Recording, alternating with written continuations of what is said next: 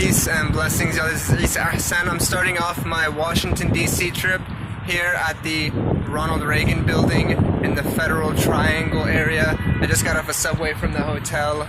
It's beautiful, so much amazing architecture here. Hopefully we'll head to the White House next and then go to some of the places on the National Mall. It was just a short walk from the Federal Triangle to the White House here, and beautiful walk through the towering pillars of the Greco-Roman design buildings. All of the famous sites here in Washington are so close together, so it's just right across the Great Lawn to get to the Washington Monument. I'm not sure if you can see it in the video, but right back there is the White House across the lawns. There's so many people out here playing games, playing soccer, playing football. This place is very alive. From the Washington Monument, it's just a quick stroll along the reflecting pool here to the memorial of Honest Abe, Abraham Lincoln. It's a beautiful structure and it has two quotes, one from the Gettysburg Address, and I think the other one is from the inauguration speech that he gave. And both of them are just beautiful, shows the intellectual depth of this man, shows the dedication to justice and virtue, and also shows his deeply religious, deeply spiritual nature. And that's an interesting point, I think, for anybody to learn from. Downstairs they have a lot of his quotes written on the walls about equality, union, and then freedom and emancipation. So many beautiful speeches that he gave. So the Lincoln Memorial marks one end of the National Mall. There's just a small riverfront park, and across the Potomac River you can see the downtown area over there, the city center. Next though, we'll go down this hill to the Tidal Basin, which is right along the Potomac River. There are a few more monuments there. There's the Thomas Jefferson Memorial, the Martin Luther King Memorial, and plus the beautiful cherry blossoms which are coming to bloom right now at this time. So for a quick overview of my route, I started out on the north side of the National Mall at the White House, then traveled south to the Washington Monument at the very center. From there I went west along the reflecting pool to the Lincoln Memorial, standing at the very western side of the National Mall. I traveled then south to the Martin Luther King Memorial, which stood between the beautiful cherry blossoms alongside the tidal pool, the Tidal Basin. Next was the FDR Monument and George Mason monuments, which stand on this beautiful, nearly immaculate path through these trees. And then the path finally ends at the majestic Thomas Jefferson Memorial with the serene interior section and great views over the basin and the mall to the north of the memorial. Lining the green space of the National Mall, you'll find a number of these war memorials. This one is the Korean War Memorial, but I know there are others. The large World War memorials dedicated to the fallen soldiers and the brave leaders of those armies. Now north from the National Mall towards our next destination, a Pakistani restaurant, famous now in the news because its owner and his incredible generosity. Sakina Halal Grill, which in Arabic translates to Serenity Grill. Not only do I love the name, but I love the message and the purpose that they represent. I love what they do, and I'm sure I'll love their food as well. The Sakina Halal Grill is a must-stop in Washington, D.C. Not only is it one of the most delicious restaurants in the area, maybe even one of the most delicious restaurants I've ever visited in America, but the decor is amazing. It's all interesting Pakistani Indian style furniture, tile work, intricate tile work, chandeliers, and so much more, so many pieces of Arabic calligraphy, religious scriptures on the walls. And the best part, the most amazing part about this place, and this is something which can touch the hearts of so many people, is that they give away food for free to the homeless and the needy, without any questions asked. Anybody who comes in here and asks from the owner, asks from the people, will receive free food.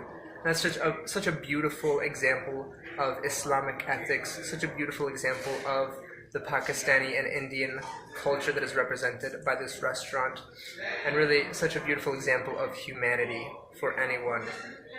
This restaurant, it will just blow you away. It's blown me away. From the moment that I opened the door, the aromas poured out into the streets of all of the spices, all of the vegetables. It's a buffet style restaurant, and they have so many options. The food is delicious. I already had a plate of salad, and they have all of my favorite Pakistani dishes. So thankfully, I'll get a nice full stomach for all the walking, all the hiking that I'll be doing today. So now I'm here on the rooftop of the Renaissance Hotel. I'm in Crystal City, which is on the west side of the Potomac River. I'm going to start off by just going and seeing the Pentagon and Arlington Cemetery. I do hope to meet Ilhan Omar later. That was one of my biggest goals on this trip, was to get to see her and maybe take a selfie with her. I've come now to the Tomb of the Unknown Soldier near the center of Arlington Cemetery, and I made it just at high noon, just at 12 o'clock, to witness the changing of the guards ceremony in front of this building here at the actual Tomb of the Unknown Soldier. And this is actually the amphitheater that is located behind it. And I must say that it was quite an impressive display of self-control on the part of those soldiers who participated in this ceremony. Following that ceremony, there was a wreath change, I suppose, and there were a number of soldiers who were walking during that ceremony as well. It's quite a surreal event. Perhaps it is the most famous event, most famous occasion on the grounds of the cemetery. Completed my rounds here at Arlington National Cemetery, visited the grave of President Taft.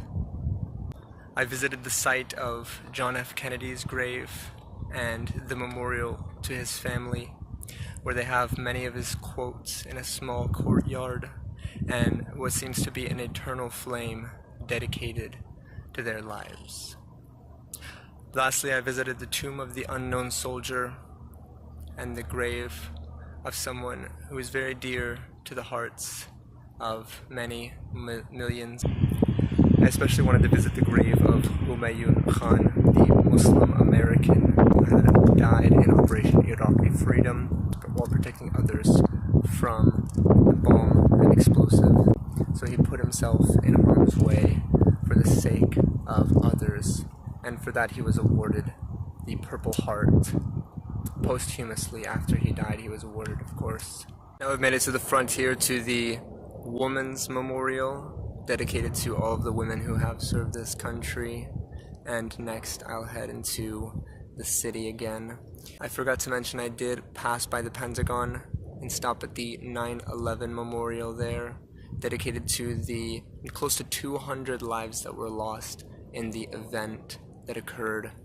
It's very unfortunate, and these are all very sad, very heartbreaking, and very troubling memorials. Helps you to appreciate life and to make the most of every moment. I'm now made it across the Potomac River. It was just a short walk on a beautiful, historic-looking bridge from which you can see the monuments on the east side, the John F. Kennedy Center for the Performing Arts beside the Potomac River, the downtown area, and then the Arlington House overlooking the cemetery on the west side. Once the bridge ended, then I saw the Lincoln Memorial once again.